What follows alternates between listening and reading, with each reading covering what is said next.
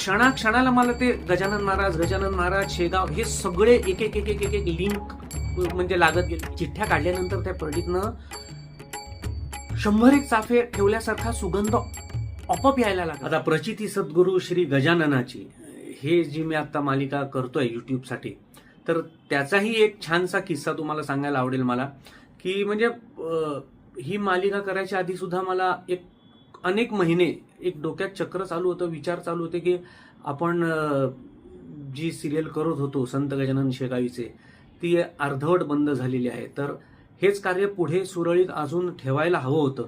परंतु मग ते कसं ठेवायचं, तर काय करता येऊ शकतं, कारण अजून अनेक भक्तांना, प्रेक्षकांना ही मालिका बघण्यात खूप उत्सुकता होती.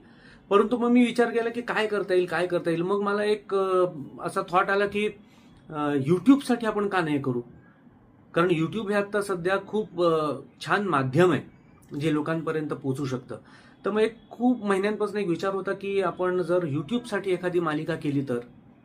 मग मी आमचे जे लेखक आहेत संजीव कोलते सर, ज्यांनी संत गजानन शेगावीचे ही मालिका लिहिली होती, तर मी त्यांना फोन केला. म्हटलं सर, असं माझ्या डोक्यात एक विचार चालू आहे कधीपासूनचा की हेच कार्य आपण अर्धवट जे राहिलेलं आहे ते आपण काहीतरी पूर्ण करायची इच्छा आहे.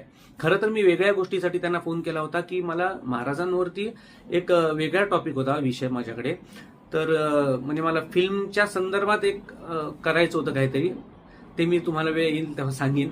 परंतु मग सर म्हणाले की त्याच्यासाठी आपल्याकडे खूप बजेट लागेल. तर मग सरांनी हे मला सुचवलं की आपण असं करूया का की लोकांना जी प्रचिती येते अजूनही, म्हणजे महाराजांच्या समाधीनंतर सुद्धा अजूनपर्यंत लोकांना प्रचिती येते, तर आपण त्या विषयावर जर आपण केलं समजा शूटिंग आणि एपिसोड तयार केले तर ते कसं होईल. म्हटलं की हे तर खूपच छान होईल, कारण अजूनही भक्तांना प्रचिती येतच आहे. तर म्हटलं की आणि ह्याला अंतच नाहीये, कारण प्रचिती ही त्या काळापासून हल्लीच्या आत्ताच्या काळापर्यंत प्रचिती ही लोकांना रोज येत आहे. तर म्हटलं की मग हे उत्तम आहे की म्हणजे प्रेक्षकांना, भक्तांना सुद्धा रोज महाराज बघायला मिळतील आणि महाराजांचे जे संदेश आहे ते लोकांपर्यंत पोहोचतील आणि प्रेरणा मिळेल लोकांना. म्हटलं उत्तमरित्या आपण हे सादरीकरण करण्याचा प्रयत्न करूया. मग असं ठरलं की चला आपण ही मालिका म्हणून करूया आता युट्यूबवर. मग मी नेहमीप्रमाणे म्हटलं की चला, माझ्याकडे थोडाफार जे काही पैसे होते माझ्याकडे, तर ते मी थोडे बाजूला काढले होते. तर म्हटलं त्यातलं आपण आता थोडी इन्व्हेस्टमेंट करूया आणि युट्यूबवर आपण चालू करूया. मग भविष्यात जर युट्यूबकडून आपल्याला जर त्याचे काही पैसे मिळत गेले तर मग आपण हे कार्य अजून पुढे चालूच ठेवूया. तर मग असा एक विचार होता. आणि मग त्यानंतर म्हटलं की आता पैसे जिथे इन्व्हेस्ट करायचे, तर म्हटलं मी यशस्वी होईन नाही होईन. तर मग मी म्हटलं की चला आपण आजपर्यंत मी स्वामींनाच विचारतो जे काही आहे ते. एखादा मोठा निर्णय घ्यायचा असेल तर मी स्वामी समर्थांपुढे चिठ्ठ्या टाकतो. तर त्याचप्रमाणे म्हटलं की चला आपण एक चिठ्ठ्या टाकूया. तर मग स्वामींच्या पुढे चिठ्ठ्या काढल्या आणि एका छोटीशी परडी होती जिकडे आपण मी पूजेला फुलं ठेवतो, चाफा वगैरे. तर त्याच परडीत मी चिठ्ठ्या काढल्या. तर चिठ्ठ्या काढल्या की मी यशस्वी होईन नाही होणार, हो कर आणि करू नको, अशा 2 चिठ्ठ्या काढल्या. आणि मग मी माझ्या लहान मुलीला सांगितलं की यातल्या चिठ्ठ्या उचल. आणि मग त्याच्यात आलं की यशस्वी होशील कर हे. मग म्हटलं आता स्वामींकडनं आपल्याला उत्तर मिळालेलं आहे, तर म्हटलं आता हे काहीही हो, आपण हे कार्य पुढे सुरू ठेवायचं. आणि मग सुरुवात झाली. आणि मग मी माझ्या दिग्दर्शकांना फोन केला, जे संत गजाननमध्ये जे असोसिएट डायरेक्टर होते, सेकंड युनिट सुद्धा ते करायचं, तर योगेश डावरे म्हणून. तर त्यांना मी फोन केला त्यांच्या वाढदिवसाच्या दिवशी. म्हटलं असं असं आहे. तर त्यांनी मला सांगितलं की मी पण हल्ली आता युट्यूबसाठीच काही करणार आहे. तर मी म्हटलं की मग एक काम करूया का, आपण हे करायचं का असं गजानन महाराजांच्या म्हणजे प्रचितीवरती आपण एखादी मालिका करूया का युट्यूबसाठी. तो म्हटलं चांगलं आहे, हो नक्कीच करूया. मग म्हटलं की मग आपण एकदा कोलते सरांशी बोलूया. आणि मग मी कोलते सरांना मी त्याला म्हटलं की आपण जाऊया ठाण्याला, त्यांना भेटायला जाऊया, आपण मीटिंग करूया. तर तो म्हणाला ठीक आहे. आणि मग मी सरांना फोन केला, संजीव कोलते सरांना, की आपण असं. तर ते म्हणाले मी इथेच आहे दादरमध्ये, मी मुळात राहायला इथेच आहे मुंबईत दादरमध्ये. तर ते मला स्टेशनच्या इथेच भेटले. म्हणजे सुरुवात इथूनच झाली. की एक तर उत्तर हो आलं. मग मला सर इथे भेटले, मग त्यांना मी बोलवलं, आमची मीटिंग झाली. त्यानंतर सगळं झालं फायनल, आता आपण करायचं. आमच्या 2 मीटिंग झाल्यानंतर ठरलं की आता करूया. त्यानंतर मी म्हटलं, मग आता सुरुवात झाली की बाबा कपडे घ्यायचे, काय घ्यायचं. तर मग माझी धोतर वगैरे शिवायला दिली होती. तर मी ज्या दुकानात गेलो, जिकडून मी धोतर घेतला, पंचा घेतला, तिकडे गेलो. त्या दुकानात बघतोय तर जेव्हा मी पैसे दिले, पेमेंट केलं आणि बघतोय तर गजानन महाराजांचा फोटो होता तिकडे. म्हटलं चला, चांगली, म्हटलं ही गोष्ट चांगली घडली. मग तिथून निघालो, पुढे गेलो. म्हटलं आता एक तुळशी माळ मला गळ्यात ती हवी होती, तर त्याच्यासाठी मी फिरलो होतो. 2-3 दुकानात कुठे ती मिळाली जशी हवी होती तशी. मग त्यांनी सांगितलं की गजानन नावाचं एक दुकान आहे, तर तिथे तुम्ही जा. मग मी तिथे गेलो. शेवटी गजानन नावाच्या दुकानात मला ती तुळशी माळ जी हवी होती ती मिळाली. तिथून मी आलो घरी आलो. घरीच्या बिल्डिंगच्या खालीच एक आमच्याच बिल्डिंगमध्ये एक डॉक्टर राहतात. तर ते म्हणाले, अरे मी शेगावला जाऊन आलो.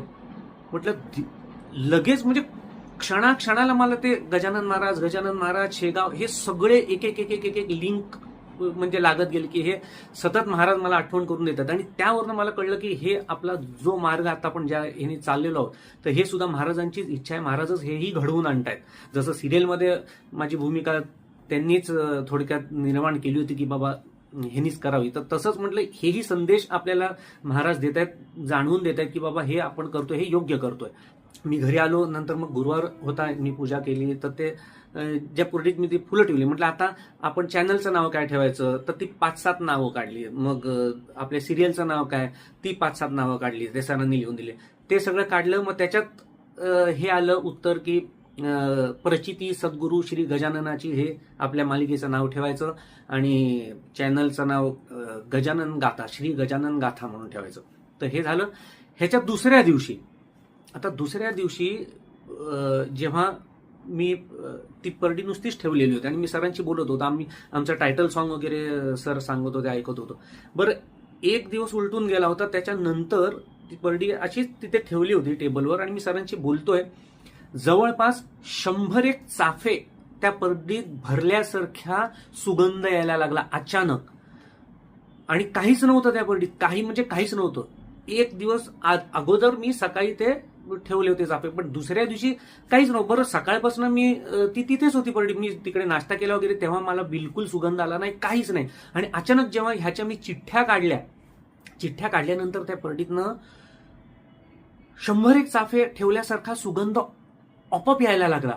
आणि तेव्हा अंगावर माझ्या काटा आला की म्हटलं काहीही परडीत नसताना हा सुगंध येतोय, ही प्रचंड मोठी प्रचिती आहे. म्हटलं हे आपण करतोय, हे म्हणजे आता काहीही हो, हे करायचं म्हणजे करायचंच आहे. आणि ही एक सुरुवात झाली इथे प्रचिती. आणि मग पुढे अशा सुरुवातच झाली त्याची. मग सगळे सहकार्य करायला लागले. मग मी असं ठरवलं की आपल्याकडे आता पैसे, तर मी काय कोण मोठा प्रोड्युसर नाहीये की बाबा माझ्याकडे खूप पैसा आहे, पण म्हटलं जे काय आहे त्यात आपण जे कोणी सहकार्य करतील अशा कलाकारांना किंवा टेक्निकल लोकांना आपण घेऊन हे कार्य चालू करूया शूटिंगला. आणि महाराजांच्या कृपेने सगळे अगदी म्हणजे सर तुम्ही करा, आम्ही तुम्हाला सहकार्य करतो, म्हणजे अगदी जे मोठमोठे पैसे घेत असतील ते अगदी अगदी क्षुल्लक छोट्याशा अमाऊंटमध्ये माझ्याकडे काम करायला तयार झाले. काही लोक तर विनामूल्य काम करायला तयार झाले. अशा प्रकारे ही प्रचिती येत गेली की म्हणजे सगळीकडनं लोक मला अशी भेटत गेली की बाबा तू कर, आम्ही आहोत तुझ्या बरोबर. आणि त्यामुळे मी खरं तर म्हणजे माझे लेखक संजीव कोलते सर, दिग्दर्शक तेजल आणि योगेश डावरे आहेत, तर ह्यांचे खूप खूप आभार मानीन. कारण ह्यांच्यामुळे ही सुरुवात झालेली आहे आणि मी हा निर्णय ह्यांच्या थ्रू पुढे म्हणजे सुरुवात झाली ह्या कामाला. कारण ह्यांचं खूप मोठं सहकार्य आहे.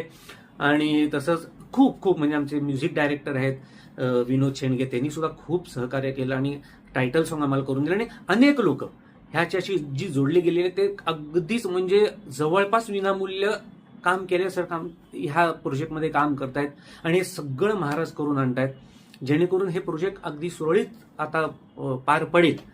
आणि आता त्यासाठी आमचे प्रयत्न चालू आहे. दुसरी गोष्ट म्हणजे ही की ही गोष्ट जी आहे ती म्हणजे लोकांना आलेल्या प्रचिती तर ह्याच्यावरच हे सगळे एपिसोड्स आहेत. म्हणजे त्यासाठी मग आमचे जे लेखक आहेत त्यांनी बरीचशी पुस्तकं आणली ज्याच्यात लोकांचे अनुभव आहेत, परिचिती कोणाकोणाला आलेली आहेत. बरीच पुस्तकं सरांनी आणलेली आहेत. त्यातलं वाचून सर आम्हाला हे देतात एपिसोड्स वगैरे. किंवा आपण कोणाशी बोलतो तर कोण आपल्याला सांगतात अरे मला अशी अशी प्रचिती आली होती, मग ती प्रचिती म्हणा. म्हणजे लोकांचे सुद्धा मत आम्ही घेऊन कोणाला काय काय अनुभव आलेले आहेत, परिचिती आलेली, तर ते त्यावर सुद्धा आम्ही हे एपिसोड्स तयार करतो. त्यामुळे प्रेक्षकांना सुद्धा माझं हेच म्हणणं आहे की जर का कोणाला असं प्रचिती आलेली असेल आणि त्यांना असं वाटतं की त्यांचे सुद्धा एपिसोड्स तयार व्हावेत, तर त्यांनी प्रचिती सद्गुरू श्री गजाननाची, जे ह्या मालिकेचं नाव आहे त्याच नावाचा ईमेल आयडी तयार केलेला आहे, प्रचिती सद्गुरू श्री गजाननाची @gmail.com. तर ह्या ईमेल आयडी वरती तुमच्या प्रतिक्रिया म्हणा, तुम्हाला आलेल्या प्रचिती म्हणा, अनुभव जे काही असेल ते तुम्ही ह्याच्यात आम्हाला लिहून पाठवू शकता, जेणेकरून आम्ही तुमची सुद्धा तुम्हाला आलेल्या ज्या प्रचिती आहेत त्याचं सुद्धा आम्ही एपिसोड्स करून आम्ही युट्यूबवर पोस्ट करू. पण आम्हाला हव्याच आहेत की कोणाला काय काय अनुभव आलेले आहेत, तर त्यानुसार आपण हे कार्य पुढे चालूच ठेवायचं. त्यामुळे ह्याच्यावरती तुम्ही आम्हाला मेल करा, काय काय तुम्हाला अनुभव आहेत ते आम्ही जास्तीत जास्त ह्या गोष्टी शूट करून एपिसोडच्या माध्यमातून आम्ही दाखवायचा प्रयत्न करू. आणि सर्वात महत्वाचं म्हणजे मालिकेचं नाव आहे प्रचिती सद्गुरू श्री गजाननाची. समजा तुम्हाला युट्यूबमध्ये जर का सर्च होत नसलं गजानन गाथा, तर प्रचिती सद्गुरू श्री गजाननाची हे तुम्ही सर्चमध्ये टाकलं तर तुम्हाला 100% आमचे एपिसोड्स म्हणा, प्रोमो म्हणा तुम्हाला दिसतीलच. आणि मग दिसले की तुम्ही पहिले चॅनल सबस्क्राईब करा, जेणेकरून तुम्हाला पुढचे एपिसोड्स म्हणा, प्रोमो म्हणा सतत तुम्हाला दिसत राहतील. त्यामुळे हे मात्र विसरू नका. अगदी गुगलवर तुम्ही प्रचिती सद्गुरू श्री गजाननाची असं संपूर्ण नाव तुम्ही टाईप केलं तर तुम्हाला ऑटोमॅटिकली युट्यूबचा चॅनल आमचा दिसेल आणि तो तुम्ही सबस्क्राईब करा, म्हणजे तुम्हाला सगळ्या गोष्टी अपडेट्स तुम्हाला मिळत जातील. धन्यवाद.